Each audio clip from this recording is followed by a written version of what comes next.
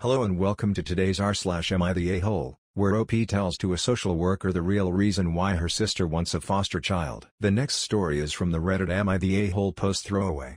Am I the a-hole for shouting at my ex in front of my daughters? I, 37 male, have 3 girls, 8, 10, and 12. Their mother walked out on us for another man when our youngest was around 4. My ex still stays in contact, though, and pays child support. A few weeks ago while doing laundry, I saw red spots on my oldest's underwear. I asked her if she knew about it, and she cried and told me she tried to call her mom, but my ex didn't call back. She'd been stuffing toilet paper in her underwear, hoping that would work. I explained to her that periods are nothing to be ashamed of, and found some great resources online for us to review together. I took her to the store to pick out brands of feminine products she wanted to use. She picked Playtex Sport because she's a gymnast. After we were done, I decided I should do the same thing with my other 2. My 12-year-old volunteered to be part of preparing them, and we made a whole night of it. It was wonderful, and I learned a lot. I even learned what a menstrual cup is, and how they benefit the environment. The other day, my ex called back. I'll usually arrange a video chat and leave the room so they can have some alone time, and when they're done chatting, I'll come back in to talk boring co-parenting stuff like school, bills, etc. This last time, my ex was furious with me for talking about periods with the girls. She shouted at me that I was sick and perverted. Why didn't I call her myself if I knew it was so urgent? I could have called one of their grandmas/aunts, but my mom has dementia, while her mom and sisters call me a loser because I teach kindergarten, so I'm not fond of them. My ex told me I was being immature and should have just toughed it out for the girls. This really pissed me off, so I shouted back that maybe if she wasn't such a deadbeat and answered her goddamn phone once in a while, she could have handled this. I brought up everything she does that hurts them. She hasn't been to a single soccer game, piano recital, or gymnastics meet in 2 years. Every other weekend when they come home from her house, they go straight to their rooms, only to emerge hours later asking me why she loves her new husband more than them, and what did they do to make her leave. My ex responded by saying I should tell them it's not their fault I couldn't satisfy her, and I screamed "fuck you," and she just smirked and pointed behind me, saying "look what you did." When I turned around, my 8-year-old and 10-year-old were standing in the doorway crying. It broke my heart. I never shout, so I know I scared them.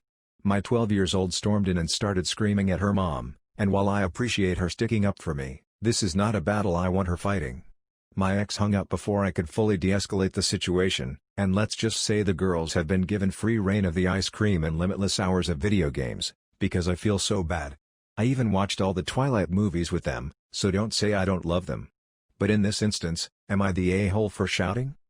OP, you are definitely not the a-hole here. You yelled at your ex because she called you perverted. Also, you did not know that your daughter were listening, plus the fact that your 12-year-old daughter defended you says a lot about what they think about their mom. The next story is from the Reddit user FosterFix. AITA for telling a social worker the real reason my sister wants a foster kid?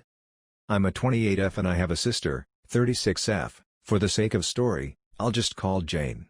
Jane is married to Bob and they have 2 kids, boy and a girl. My niece and nephew are wonderful kids and no trouble at all. They fight as siblings do but nothing big. I love them. Now for about 2 years, I did live with my sister. It was a miserable time that really affected our relationship. She saw me as free labor, money and babysitting. Even when I managed to get a small part-time job, she demanded I hand over nearly half my pay or get out. It was hellish. She took completely advantage of me. I moved out as soon as I could and we have little contact outside of family gatherings. Now after I moved out, she started complaining how she has no help with the kids and never gets a break. I babysit sometimes but I have made it clear, just cause I am off work, doesn't mean I want an 8-hour day with my niece and nephew. Anyway, she started talking about how she wanted to foster a kid. Not a kid but a teenager. I pressed her for more info on this. She wants to adopt a teenager so she has a live-in babysitter for her kids. This is her logic: I want a kid around 16 or 17, you know, someone who may have been in the system for a while. They can share a room with your nephew. She only has a 3-bedroom house, or sleep in the garage. They can help me with housework, chores, cook and help me with my business.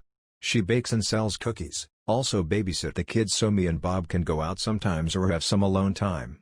They'll be so grateful for a home and won't complain. I won't have to pay them at all. And then when they turn 18, I can just sign up for another foster kid.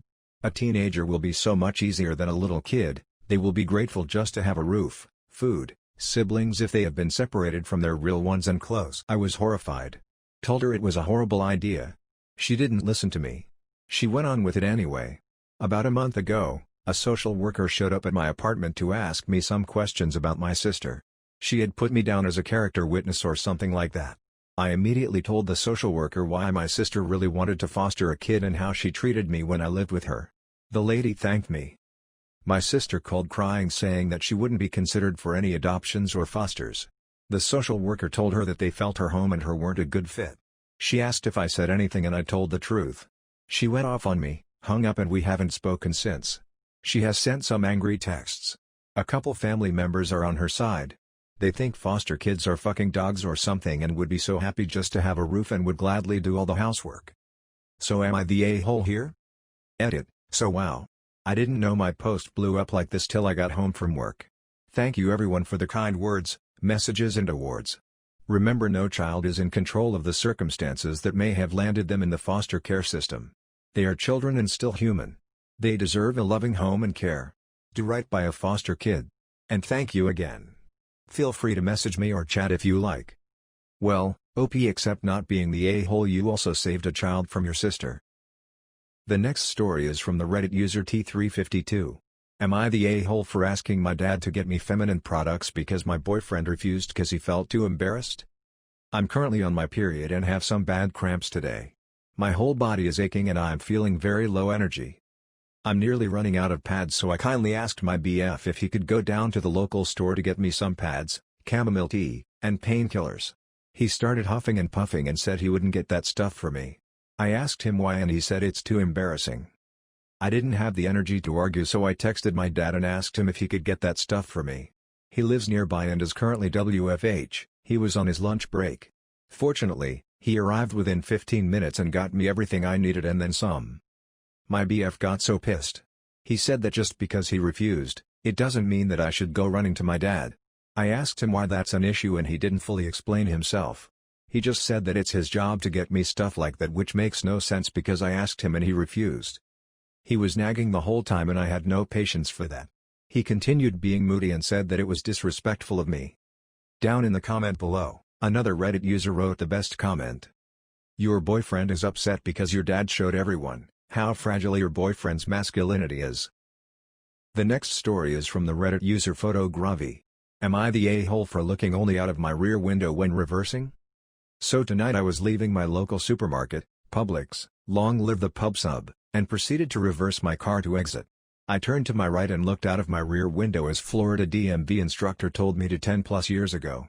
I did not use my backup camera or look intentionally out of my rear side windows prior to reversing.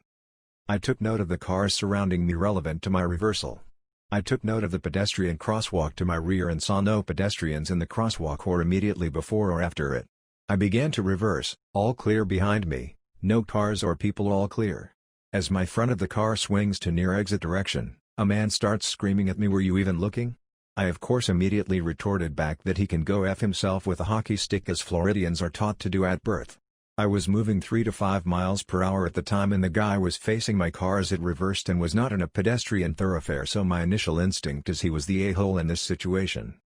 Was he responsible for not getting hit by my front end as it swung out, or is that on me? Am I the a-hole? OP included a Google Earth diagram of the entire scene. OP, you are clearly the a-hole here, because it's the job of the driver to be aware of his surrounding, and you might kill someone one day if you keep not being aware of your surrounding. Thanks for watching today's video. If you liked the video you watched, you can subscribe to my channel and like the video for more Reddit videos.